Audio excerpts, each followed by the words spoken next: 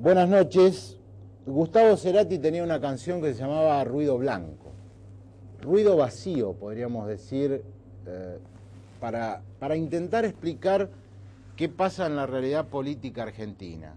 No es un tema fácil cuando, desde el análisis, se intenta, poner blanco sobre negro o hacer una humilde interpretación de lo que pasa, porque los que se han subido a la pelea con el gobierno son algunos periodistas.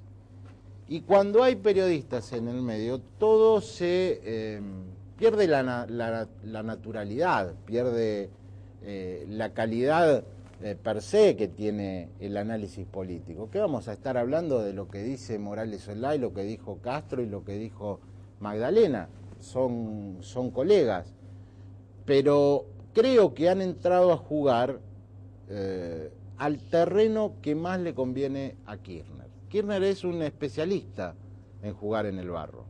Ahí no van a ganar, no le va a ganar ni la oposición política, ni le van a ganar los periodistas que obviamente se sienten atacados por una serie de farabutes que bueno, ponen esos carteles y arman juicios populares y demás. Pero digo, me parece que la autorreferencialidad en el periodismo produce cansancio, produce hartazgo en la sociedad.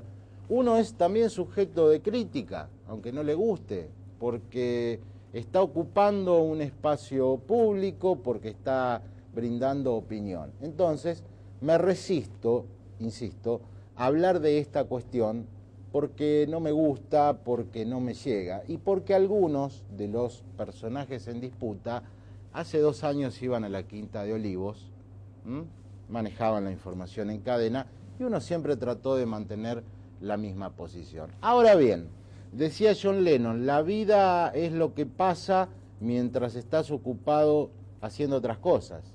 Y la vida política pasa. Y los negocios que se están haciendo son impresionantes. Y las denuncias de corrupción en este mismo momento también son de una gravedad, no diría increíble, porque si de algo Argentina se caracteriza es de tener estos episodios. Pero lo que sucede en Venezuela, va a estar acá el diputado nacional Carlos Comi, que está trabajando en el tema, es francamente desopilante. Y si algo faltaba, bueno, puso su lugar en la escena Antonini Wilson. Ustedes se acuerdan, el valijero, un personaje verdaderamente pintoresco.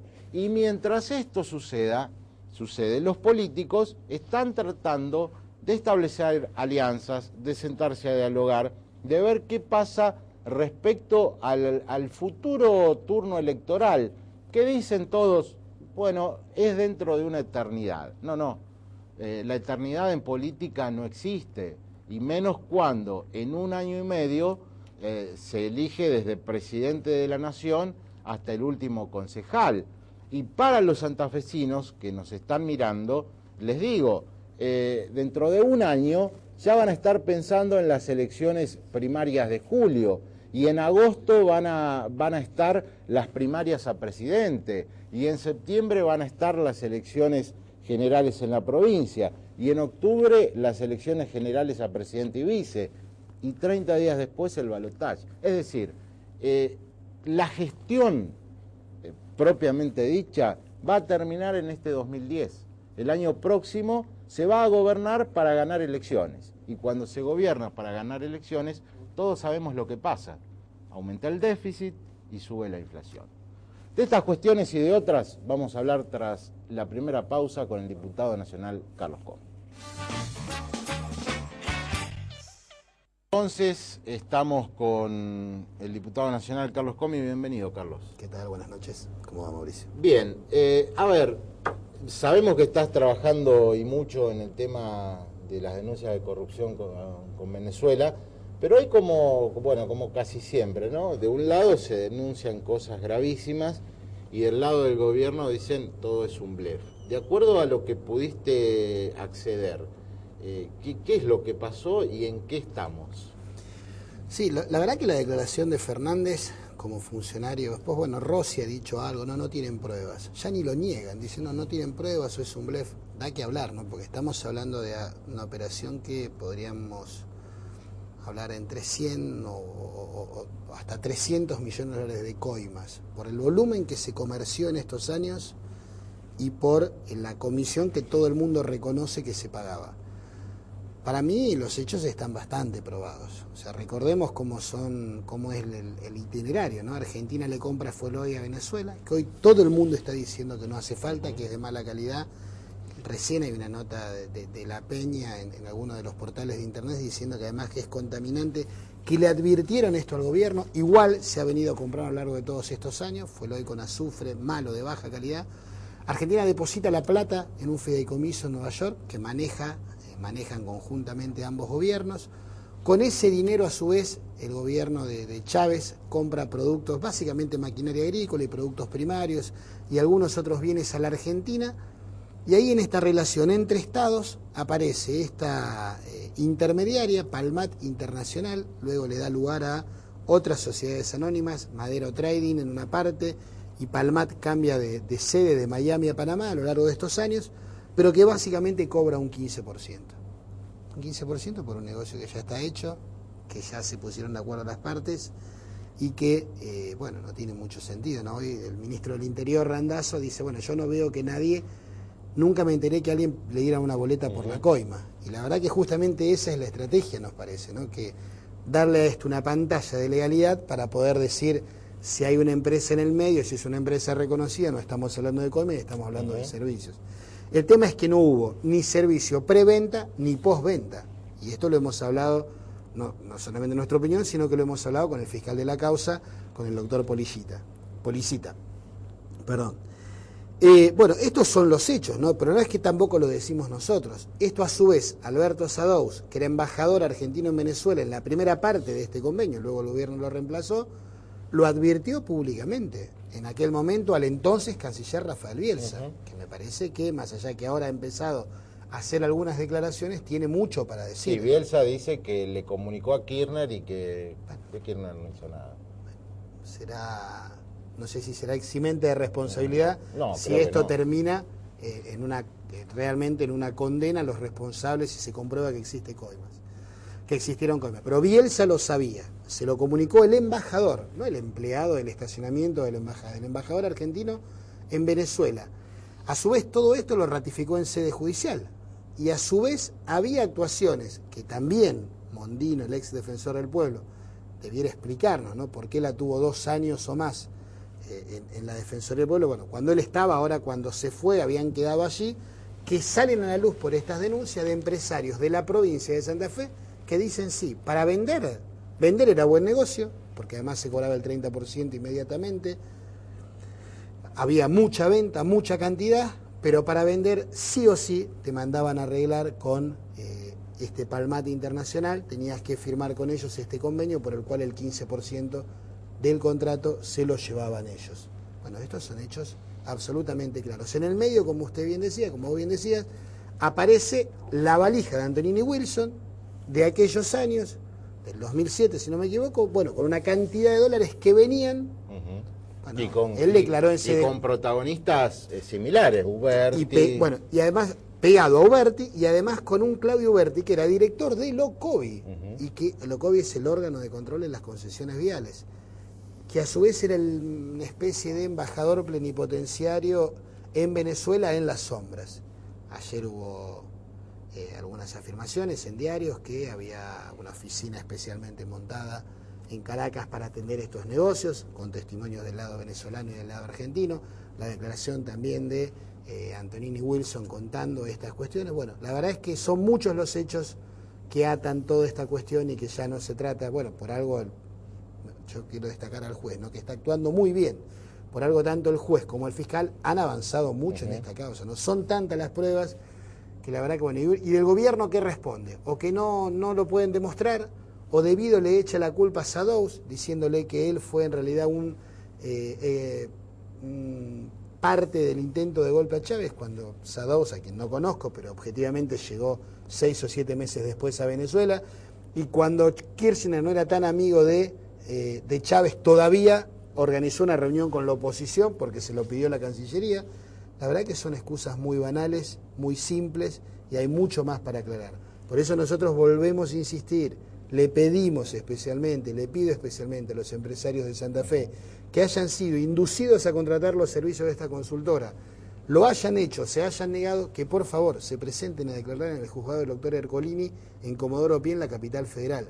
Si no quieren declarar en la causa, no los van a obligar, pero por lo menos que hablen con el juez o hablen con el fiscal y le den todos los datos de cómo funcionaba o funciona esta maquinaria para poder llegar a la verdad. Dijo acá Eduardo Bussi hace una semana, donde estás sentado vos, que efectivamente había productores agropecuarios, que había empresarios del sector que habían recibido este tipo de pedidos. Incluso vos querés que Bussi se presente. No, yo lo dije en aquel momento en la puerta del tribunal, me va a costar más de un café charlarlo con Eduardo, traté de avisarle pero no lo encontré, que por la declaración de él tan fuerte y que rebotó tanto, que él lo conocía, él, el senador juez, bueno, y también hablábamos del canciller Bielsa o el ex canciller Bielsa, que debían, bueno, lo que supieran, debían ponerlo a disposición de la justicia. Yo creo que ya los han citado, los deben estar por citar. Acá está claro quiénes son los responsables, ¿no? El responsable es el gobierno, pero bueno, me parece que hay que explicárselo a la sociedad y hay que evitarlo. Mire, han venido tantos barcos, yo lo miraba esto en todo el expediente de Fueloy, que no necesitamos y que es contaminante, que en algunos casos, digamos, han tenido que mandarlo de vuelta, porque la misma Camesa le pedía al gobierno que no necesitaban más Fueloy. Ahora es tan negocio, tan buen negocio para el gobierno y algunos vivos, traer este combustible de Venezuela, que vienen mucho más barcos de lo que realmente se necesita. Ya se han pagado fletes, nosotros lo estamos viendo en qué cantidad, por barcos que llegaron a Puerto de Buenos Aires y tuvieron que volver a Venezuela porque se habían excedido en lo que tenían que mandar. Saliendo de este tema y viniendo ya a la cuestión política, se observa, a lo mejor es una mirada equivocada, una oposición que a lo mejor generó demasiadas expectativas. A lo mejor muchos creyeron que la oposición es un ente, una cosa unívoca, y bueno, ahora se empiezan a ver diferencias. A lo mejor le cuesta más en el Senado a la oposición, pero se ve un clima de debilidad opositora. No, lo que pasa es que es como vos bien decías, Mauricio, acá hay que entender primero que esto es un conglomerado de partidos. Acá hay 7, 8 temas que son los que todos dijimos lo mismo y lo que la sociedad votó, que se va a avanzar, y de hecho se está avanzando. Reforma del Consejo de la Magistratura, se está avanzando en esto. El INDEC, bueno, ahora en retenciones hay alguna diferencia que hay que tratar de avanzar y saldar. Regulación de los decretos de necesidad y urgencia, estamos en el medio de esta discusión. Es claro que no es la misma representación de fuerzas en diputados que en senadores, pero esto es la oposición, no es un programa de gobierno, ni es un candidato común hacia el 2011, porque además no seríamos coherentes con nosotros mismos. La verdad que nosotros podemos coincidir parlamentariamente con los diputados del PRO, con los cuales tenemos un buen diálogo, con algunos diputados del peronismo federal, pero es muy probable que eso se exprese en distintos candidatos a presidente. Ahora, este es el compromiso que las fuerzas de la oposición tomaron con la sociedad. Controlar, ponerle límites al kirchnerismo. Ahora hay que ver qué se hace del otro lado. La verdad que el gobierno, si pudiera cerrar el Congreso, lo haría.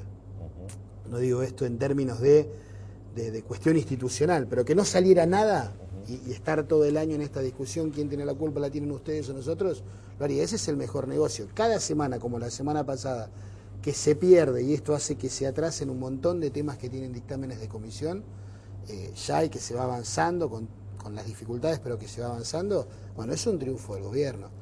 Entonces acá hay que tener en cuenta esto, no es casual, digamos. ¿Qué va a pasar esta semana? Bueno, probablemente se intente nuevamente frenar el debate en el Congreso o que solamente se trate matrimonio gay. La verdad es que, bueno, estas son cosas que es difícil conjugar, pero hay una decisión política muy fuerte del gobierno. ¿Esto para qué? Para decir, bueno, vieron, no sirvió para nada, el único proyecto en pie es el nuestro.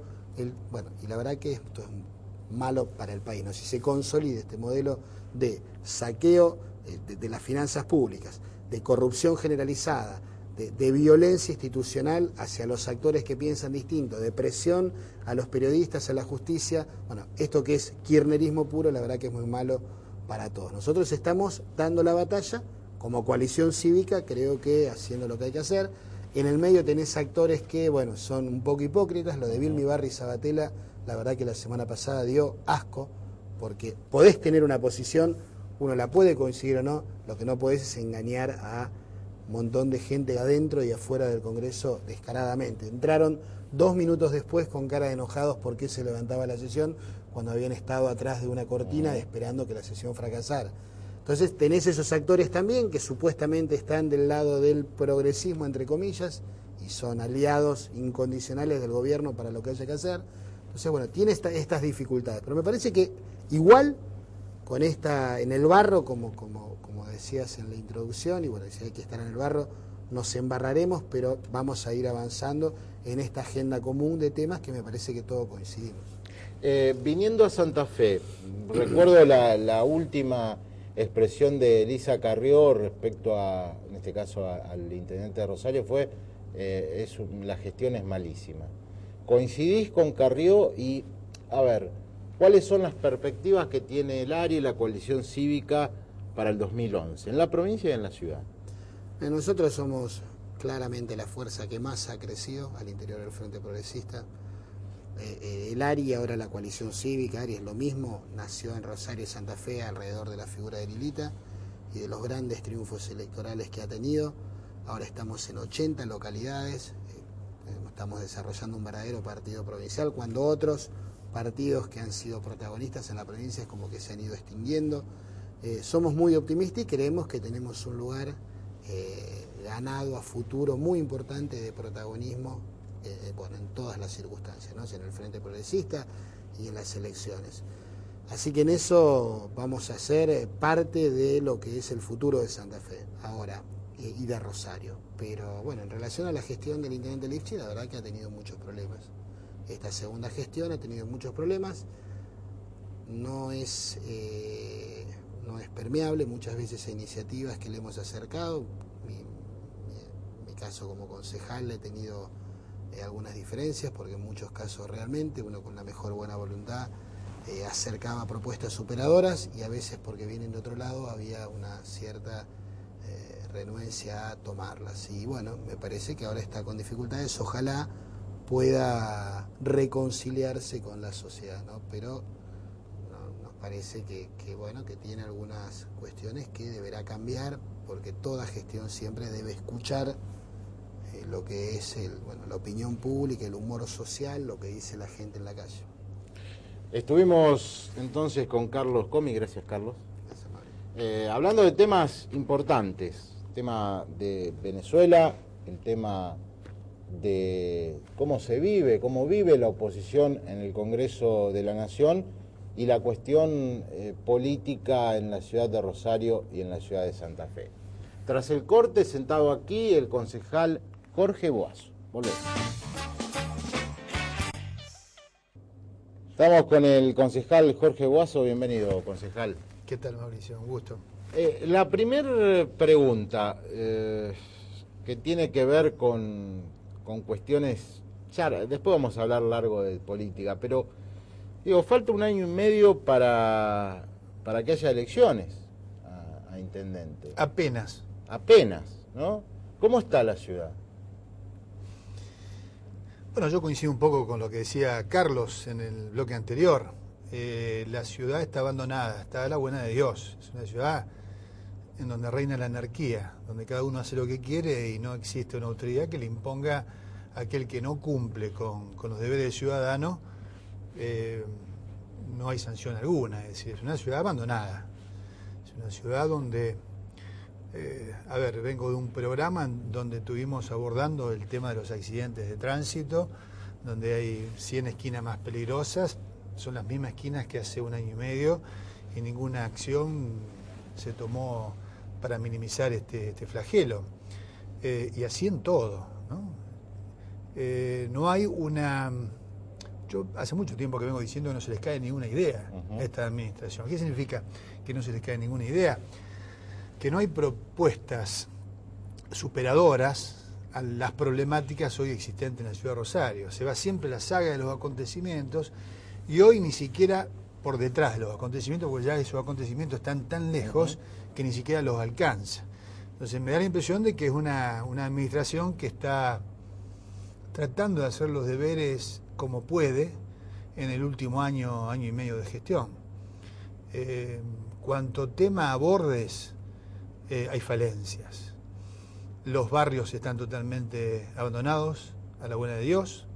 Cada visita que uno como concejal realiza en un barrio, hay un calco, como en la época del Simulcop, hay un calco de la problemática.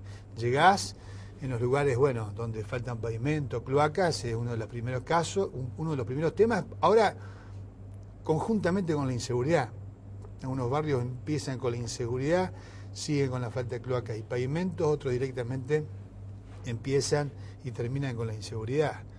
La falta de poda y escamonda, el colectivo que no llega a todos los lugares de la ciudad de Rosario, que lo someten al ciudadano a mayor inseguridad, y así cada uno de los problemas. ¿Cuál es la ciudad, la única ciudad próspera?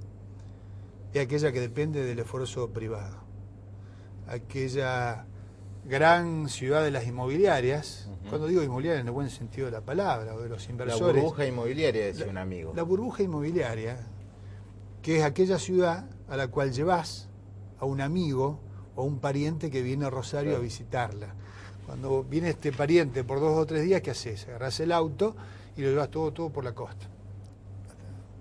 Hasta el Verdi, le mostrás los emprendimientos inmobiliarios, el paseo.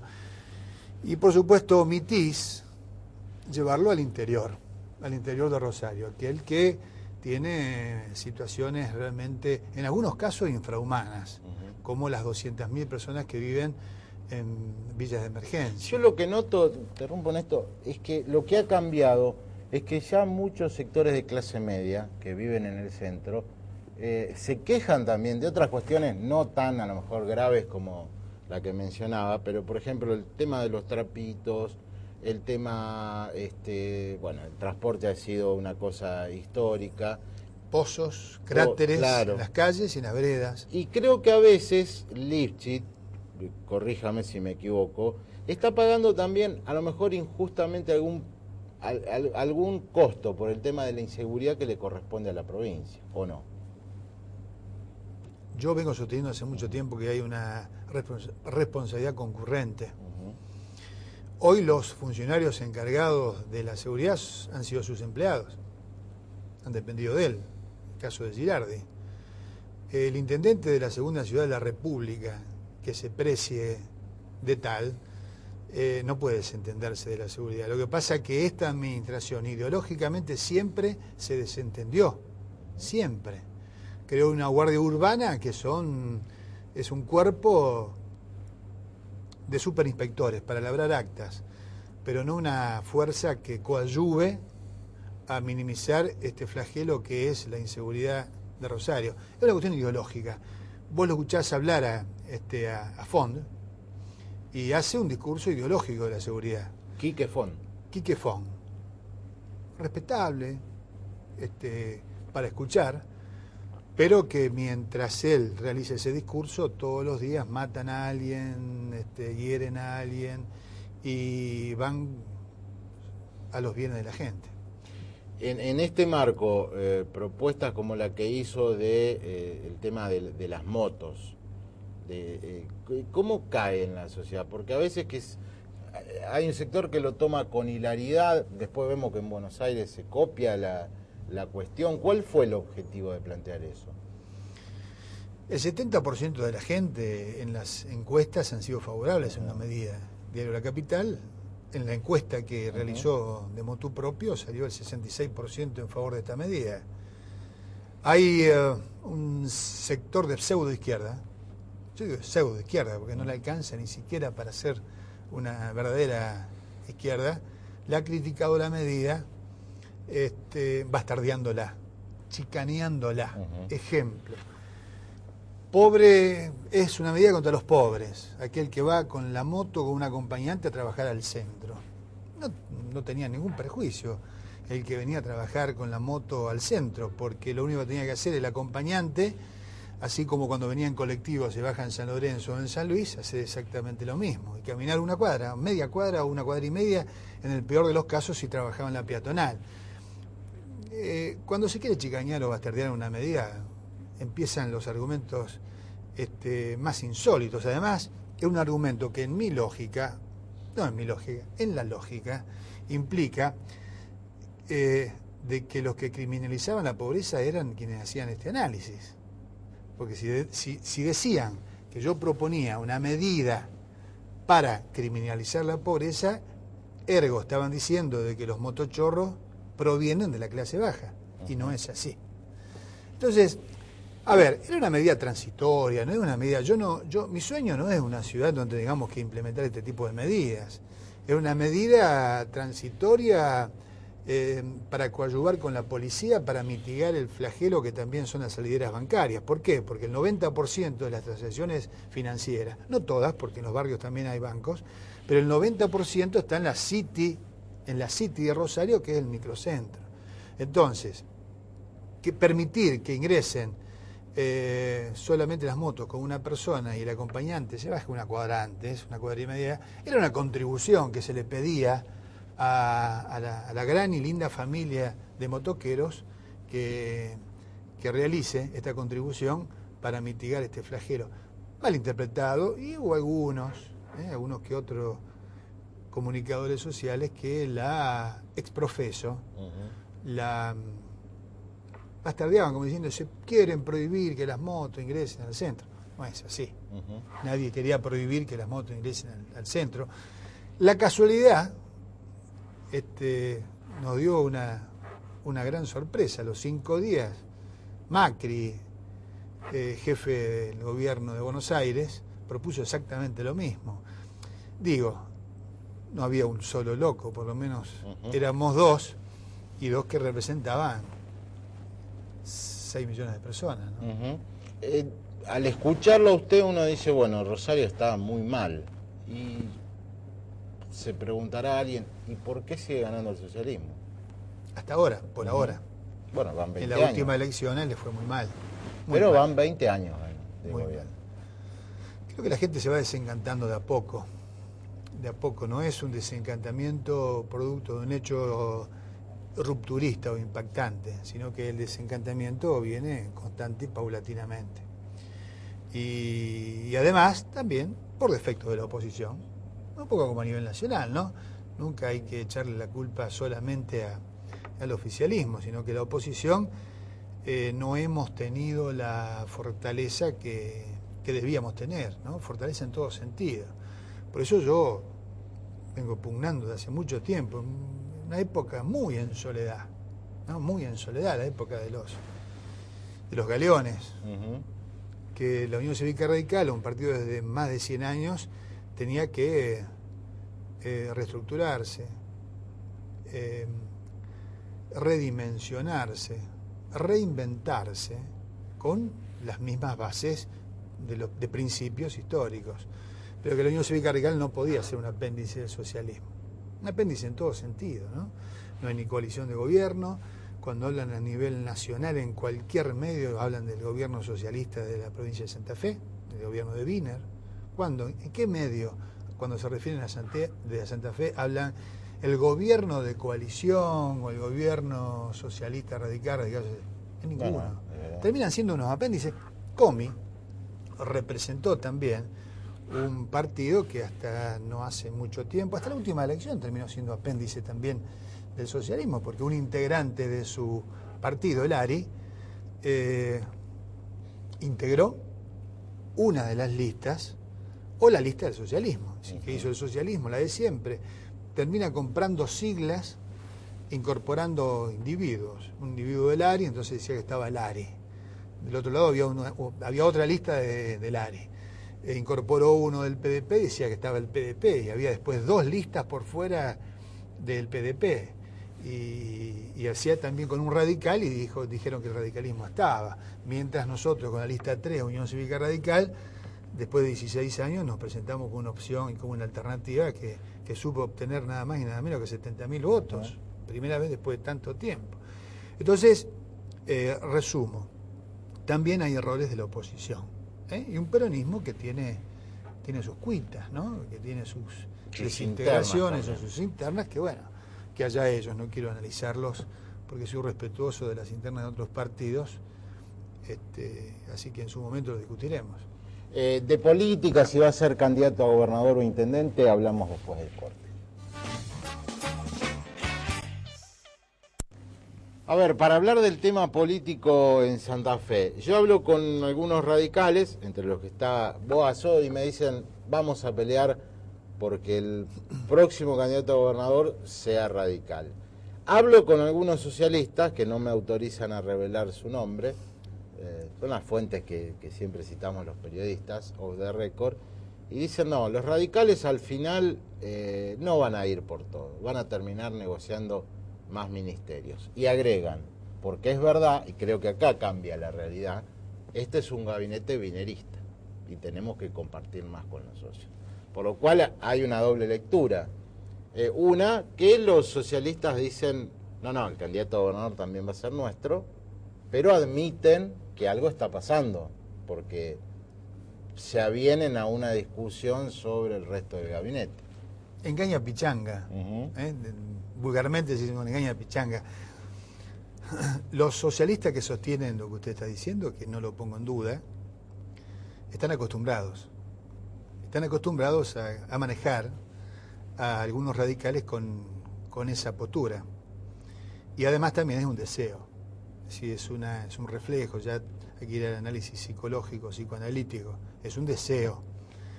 Pero es un deseo que hoy expresan que también denota un temor, porque saben que hoy las condiciones de la Unión Cívica Radical en la provincia de Santa Fe son diferentes a las condiciones de la Unión Cívica Radical años atrás. Hoy la Unión Cívica Radical en la provincia de Santa Fe tiene excelentes dirigentes para exhibir. Es un poco como a nivel nacional. En una época no teníamos ni candidato a presidente de la Nación y recurrimos a la baña. Hoy no digo que nos sobran, ojalá, pero tenemos 3 candidatos a presidente de la Nación, los 3 de primer nivel. Cobo, Sanz y Alfonsín. ¿Cuál le gusta a usted? Después seguimos.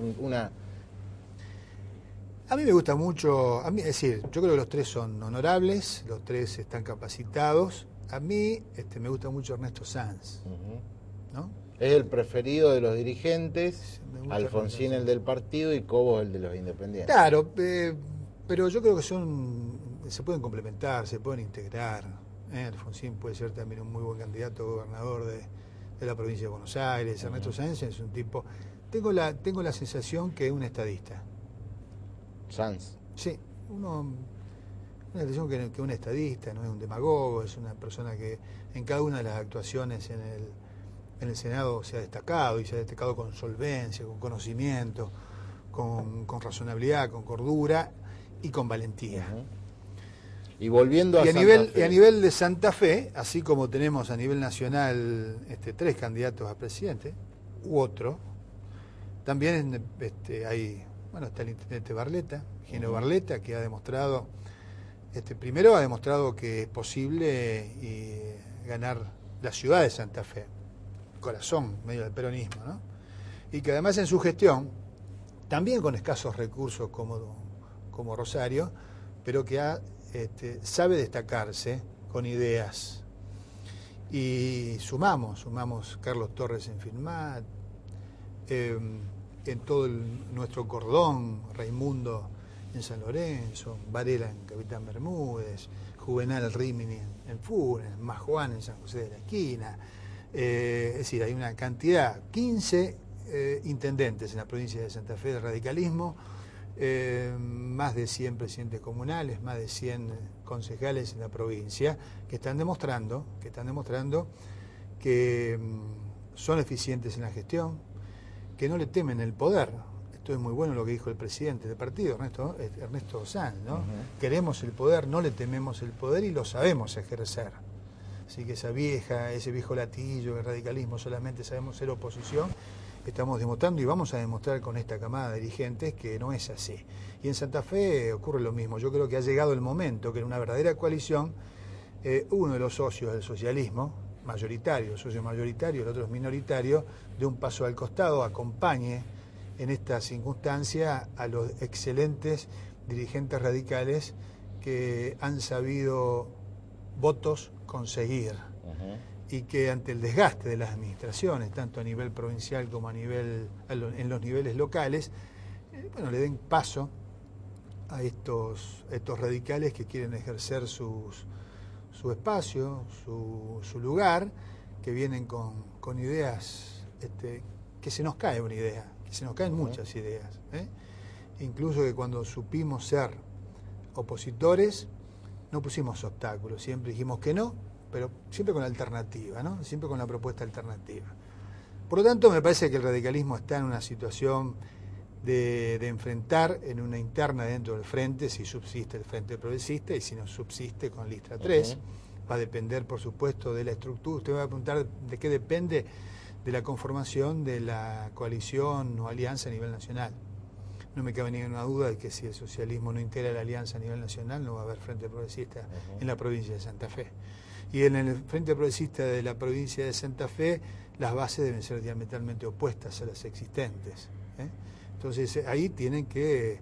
¿Y cómo se... A ver, ¿cómo se resuelve esto?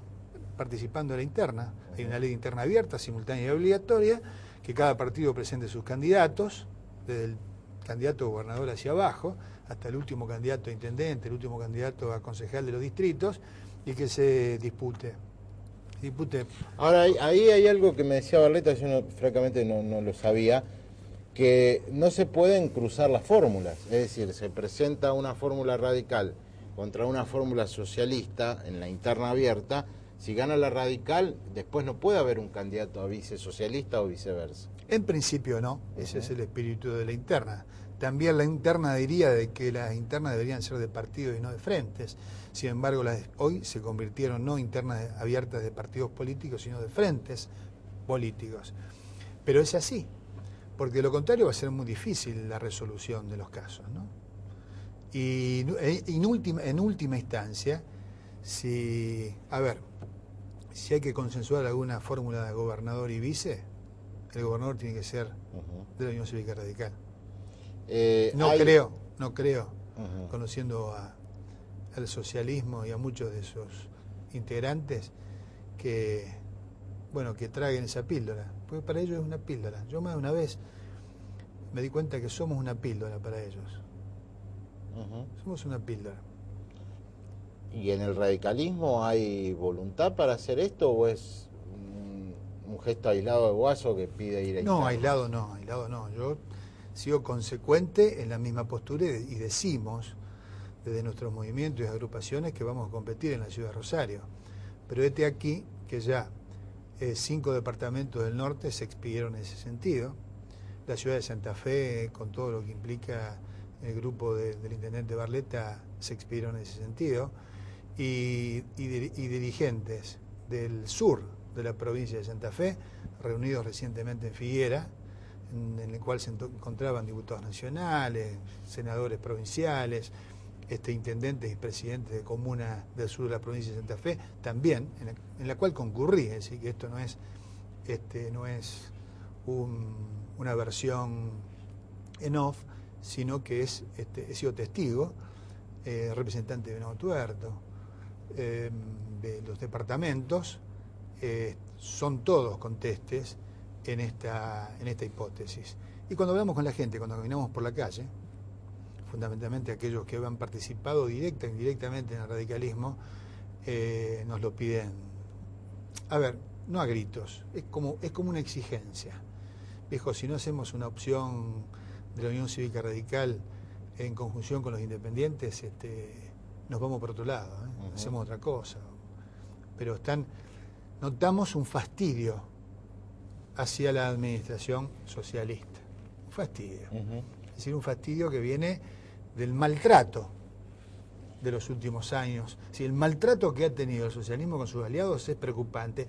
Ese es el mismo que reconoce, que decía al principio del comentario Mauricio, ese que se da cuenta que ya no todo va a ser igual. Sí, pero lo que tiene que hacer es que no todo va a ser igual porque ha maltratado al radicalismo. Desde el radicalismo, ¿cómo se observa la gestión de Wiener, que al fin de cuentas es un aliado?